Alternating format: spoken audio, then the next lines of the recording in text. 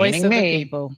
has triumphed. The voice of the people. You heard it there. Welcome back. You're listening to Lurie Daniel Favors on SiriusXM's Urban View, where talk empowers and becomes action. That was the voice of Chris Hayes talking about the fact that President Elon Musk just blew up the continuing resolution.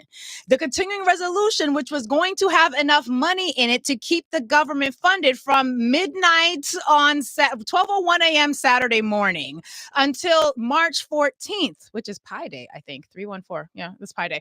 So they were going to fund the government because the government runs out of money. And for those of you who are new to the machinations known as the debt ceiling negotiations and the continuing resolutions, every so often, the American government has to pay the bills based on things they already spent. So, like how you get a credit card and you go out and buy things. And then after you've bought the things, eventually you're going to get a credit card bill and you're going to have to pay the bill. And if you don't pay the bill, your credit's going to get cut. It's going to mess up your credit history, your credit report. And depending on what you bought with said credit card, they might repo some things. Like if you put a car on a credit card, which depending on the interest rate and your own personal FICO scores and financial situation, and you pay for that car with that credit card, but then you don't pay that credit card bill, then something might be getting repossessed. Okay, so that's essentially what's happening when it comes to these continuing resolutions. Every so often, every couple times in administration, the government reaches a point where they are going to run out of money. And so they have to create a bill that's going to be called a continuing resolution or do something else, which we'll get to in just a second. But if they create this continuing resolution that basically says, listen,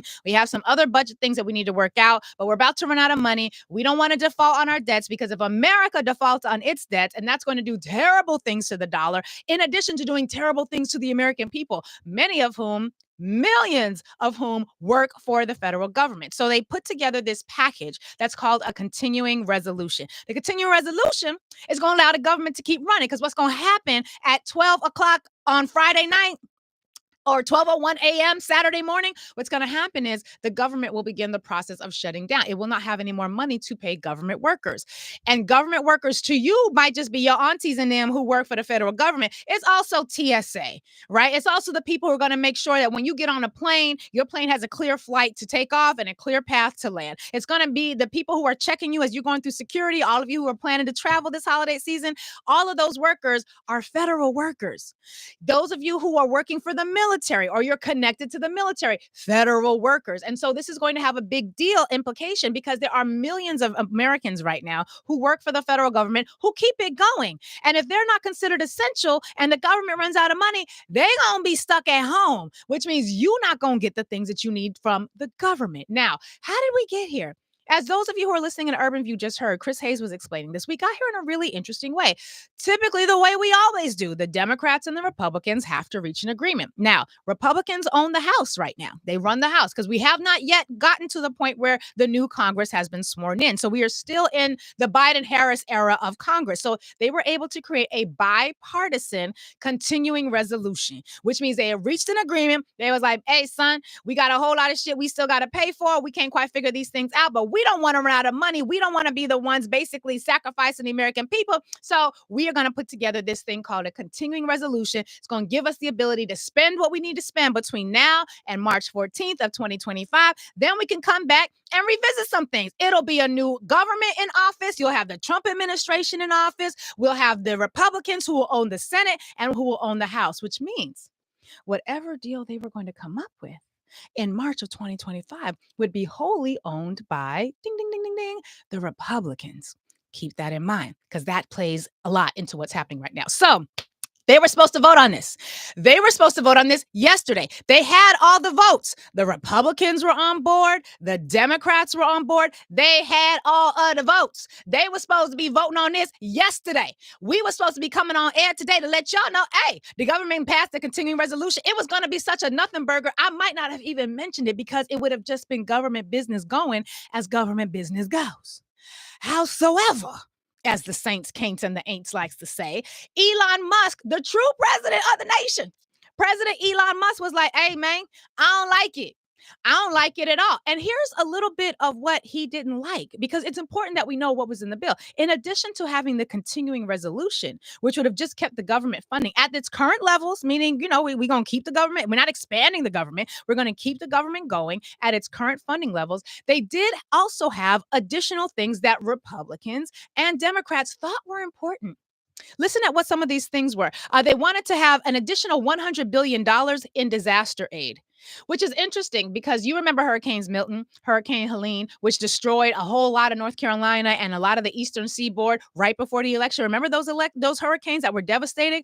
Well, the people them who went through all of that, they still need hurricane relief because they have not been able to come up out of the devastation that was caused by the hurricane. So the Republicans and the Democrats also added $100 billion in disaster aid. Now, if you're going to add some more money to your budget, and your money for your budget that you are adding is on some BS, well, then, yeah, we'd have reason to critique.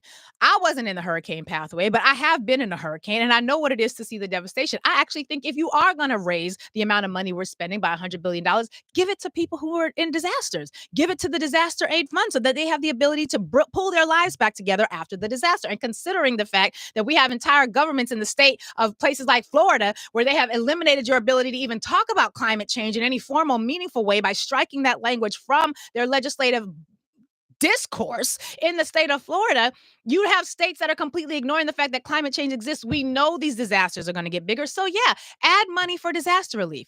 They also have $10 billion in additional economic assistance to farmers.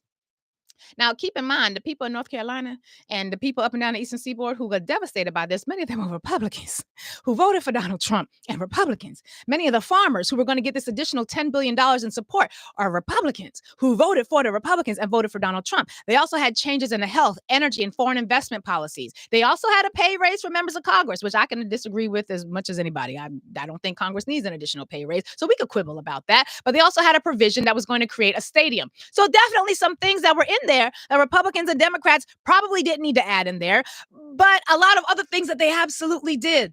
Because if you're in a disaster zone, you want that disaster relief. If you're one of those farmers who have been devastated by some of these disasters, you want that farm bill relief. But now nobody's going to get it. And nobody's going to get it because President Elon Musk has entered the chat. Now, after President Elon Musk entered the chat by tweeting over 70 times that he did not like this continuing resolution at the last freaking minute. At the last freaking minute. They were supposed to vote on this. If they don't have the package passed by midnight of Saturday morning, 12:01 a.m. Saturday morning, the government shuts down. Massive amounts of billions of dollars in harm is going to be unleashed on American people, regardless of who you voted for. They already had a deal. Elon Musk finds out about it.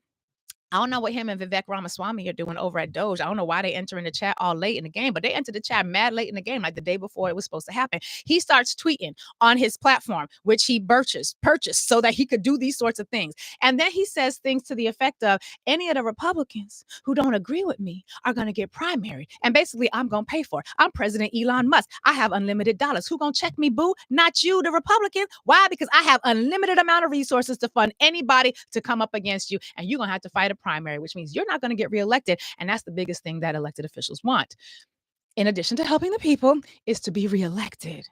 So Elon Musk starts tweeting on his platform. And after President Elon Musk says what he has to say, then Vice President and Junior Varsity Co-President Trump and Vance are like, oh, that's right. That's right. We don't like it either. We don't like the continuing resolution. And they called it a bunch of Democratic giveaways, even though it was a bipartisan bill. Republicans also wanted these things.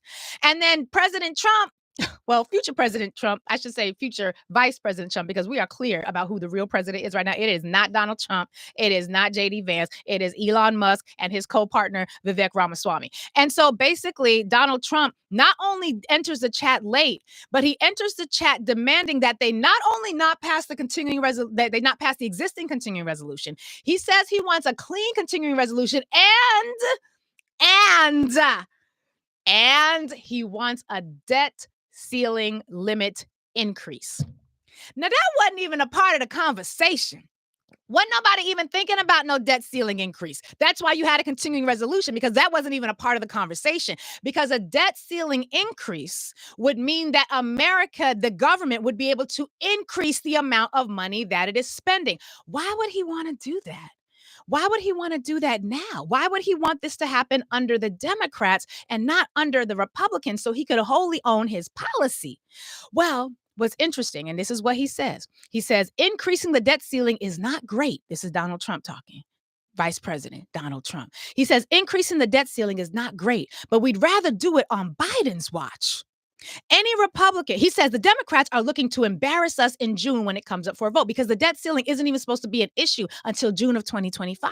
He says the Democrats are looking to embarrass us in June when it comes up for a vote. He says any Republican who would, quote, be so stupid as to vote for a spending bill that didn't also immediately eliminate the debt ceiling or raise the debt ceiling would also face a primary challenge. Why? Why would President Elon Musk and Vice President Donald Trump want to increase the debt limit?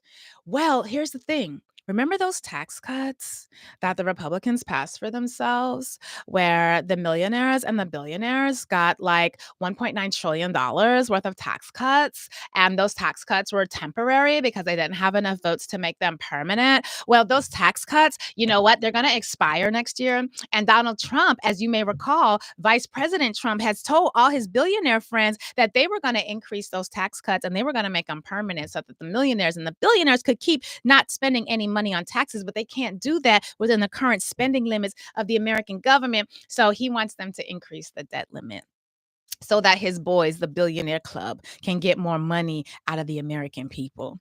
And this is actually what President Elon Musk is asking for and what he's demanding. And this is where we're at right now. So President Musk has decided he really wants those tax cuts. President Musk also doesn't want any further investigations into the fact that his Teslas have been listed as one of the most dangerous cars on the road. Sorry for all your Tesla club people, the Tessie clubs, but it's been considered one of the most dangerous cars on the road. And there's a lot of investigations happening right now over the fact that when Teslas entered their self-driving autopilot situation, there was a whole lot more crashes, a lot of deaths, a lot of injuries, and they're not very safe. And Elon Musk is also facing a lot of investigations, including a lot of charges, a lot of claims that would cost him a lot of money. And in order to buy your way out of those situations is always really helpful when you can buy the presidency. Because if you can buy the presidency, and then you can not only make all those investigations go away, but you can also pressure on the Republicans to do exactly what you want them to do by threatening to run primaries against them because you have unlimited amounts of money. This is why we don't allow billionaires to run things in countries where things make sense. So this is where we're at. They blew up the deal. Shutdowns are coming. There's no way for this to get done in any smooth, clean way. And Mike Johnson, now they're talking about jail him, the Speaker of the House. They don't even want him to keep his job anymore. They said you're gonna have to lose your job as Speaker, and we think you need to go to jail. Keep in mind, the person who had the position as the Speaker of the House before Mike Johnson lost his job because why? He agreed to raise the continuing resolution and the debt ceiling. So this is where we're at. The billionaire president pulling strings with the minor league junior varsity presidents who pretend that they're still in charge. They blew up this deal. They are threatening the Republicans with primary challengers. And so Republicans, anticipate will fall in line. But remember, Republicans don't have enough votes to do it on their own, not in the House. And the Democrats still own the Senate. So what's it going to be? I don't know. But this continuing resolution going to have to get passed some kind of way, or we're going into a shutdown right before the Christmas holidays. And shout out to the Amazon workers again, who also just went on strike. America, MAGA. We got to go to commercial break. 866-801-8255, 866-801-TALK is the number. This is what it looks like when you put billionaires in charge of the government. This is what it looks like. This is the FIFO. We ain't even got the man sworn in yet. This is the FIFO. When you put billionaires in charge of your government and when you allow puppets to be put in that office because it feels good to the whiteness and it feels good to vote in your white supremacist interest and not in your class interest, this is where it's at. Happy shutdown and happy holidays. We're going to head to commercial break and much more to come on the Lurie Daniel Favors Show. God help us all. We'll be right back after this.